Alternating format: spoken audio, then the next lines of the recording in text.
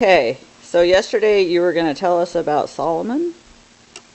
No, who was it? About Uncle Saul, Yeah, my mother's brother that disappeared? that disappeared. Well, the story goes, he actually, of all the members of family, my mother looked more like him, and evidently was more like him than any of the others. And he was married to Becky. And one day he had a son and a daughter.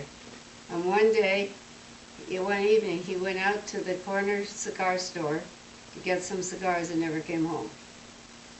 And nobody knew what happened to him.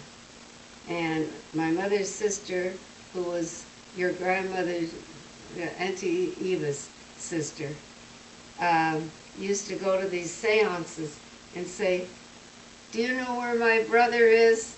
Do you know where my long-lost brother is, Saul?" Anyway, one year, his son, Marky Rosenblum, heard that Saul was a very fine cabinet maker. He made beautiful pieces of furniture by hand. He was very talented. So he heard there was this famous cabinet maker in Australia. So he went to Australia to try and find this cabinet maker.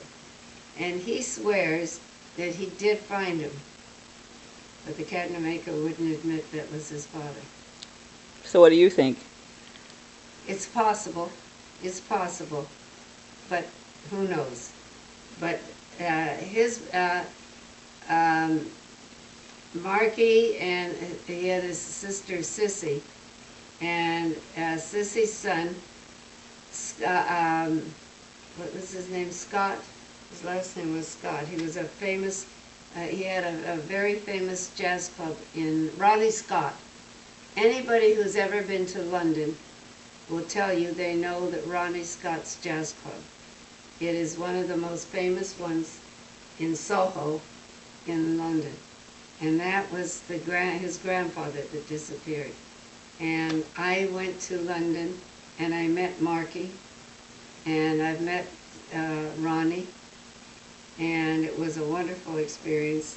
And my kids, Joe went, I think Andrea went, she met him, and I think Bob met him, and he died. He was younger than me, but he died quite a few years ago.